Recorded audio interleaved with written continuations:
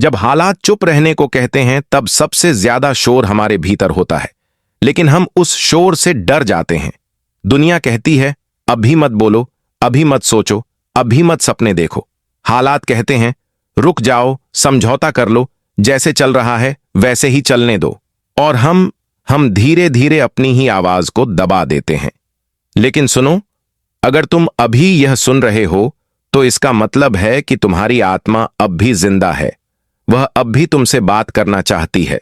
सवाल बस इतना है, क्या तुम सुनने को तैयार हो? आत्मा की आवाज हमेशा शोर में नहीं आती, वह चिल्लाती नहीं है, वह धीरे बोलती है। कभी कभी तो सिर्फ एहसास बनकर आती है, एक बेचैनी, एक खालीपन, एक सवाल, क्या यही मेरी जिंदगी है? और हम अक्सर इस सवाल से भागते हैं, क्योंकि जवाब बदलने की हिम्मत मांगता है। जब सब कुछ ठीक ठाक दिख रहा हो, लेकिन भीतर कुछ मर रहा हो, तब समझ लेना कि आत्मा बोल रही है। जब तुम्हें भीड़ में भी अकेलापन महसूस हो, तब समझ लेना कि आत्मा बोल रही है। जब तुम्हें अपनी ही हंसी झूठी लगने लगे, तब समझ लेना कि आत्मा बोल रही है। लेकिन हमने खुद को इतना व्यस्त कर लिया है कि सुनने का वक्त ही नहीं बचा। मोबाइल, काम, जिम्मेदारियां, लोग, डर, सब कुछ इतना तेज है कि आत्मा की धीमी आवाज दब जाती है। और फिर एक दिन हम कहते हैं पता नहीं कब जिंदगी हाथ से निकल गई। सच यह है कि जिंदगी कहीं नहीं जाती, हम ही उससे दूर हो जाते हैं। तुम्हें यह समझना होगा कि हालात कभी परफेक्ट नहीं होते। अगर तुम यह सोच रहे हो कि एक दिन सब सही होगा, तब मैं अपने मन की सुनूंगा, तो वह दिन शायद कभी नहीं आएगा।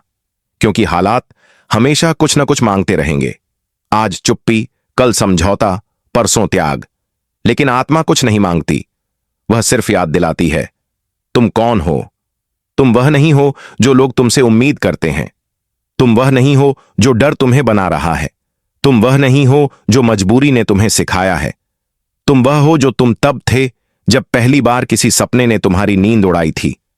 तुम वह हो जो तुम तब थे जब हारने से ज्यादा कोशिश न करने से डर लगता था। लेकिन रास्ते में कहीं हमने खुद से समझौता कर लिया। हमने कहा चलो कोई बात नहीं, ऐसे ही ठीक है। और यही सबसे बड़ा धोखा होता है, खुद से किया गया समझौता। आत्मा की आवाज तब सबसे ज्यादा तेज होती है जब तुम खुद को छोटा करने लगते हो। जब तुम जानते हो कि तुम और कर सकते हो, लेकिन फिर भी रुक जाते हो। जब तुम अपने सच को दूसरों की सुविधा के लिए दबा देते हो और धीरे धीरे भीतर एक आग जलती रहती है। बाहर से सब शांत, भीतर से सब अधूरा। सुनो, यह अधूरापन कमजोरी नहीं है, यह संकेत है। यह इस बात का सबूत है कि तुम अभी जिंदा हो। जो मर चुके होते हैं उन्हें खालीपन महसूस नहीं होता।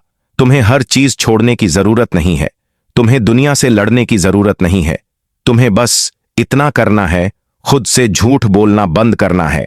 हर दिन 5 मिनट, बस 5 मिनट खुद से पूछो, क्या मैं जो कर रहा हूं वही मैं करना चाहता हूं? क्या मैं जो बन रहा हूं वही मैं बनना चाहता हूं? और अगर जवाब नहीं है तो उस नहीं से भागो मत, उसे दबाओ मत, उसे सुनो, क्योंकि वही नहीं एक दिन तुम्हें सही हां तक ले जाएगी।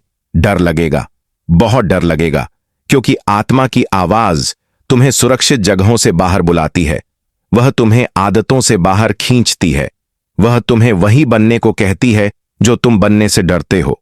लेकिन याद रखना, डर का मतलब खतरा नहीं होता, डर का मतलब होता है विकास।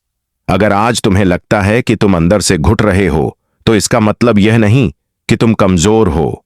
इसका मतलब है कि तुम अपने सच से दूर हो गए हो। और वापस आने का रास्ता हमेशा भीतर से ही शुरू होता है।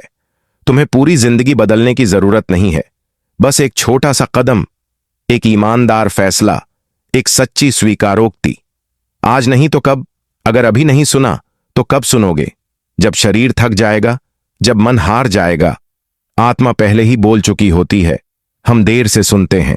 सुनो, तुम्हारी चुप्पी तुम्हारी ताकत बन सकती है, अगर वह मजबूरी नहीं, चुनाव हो।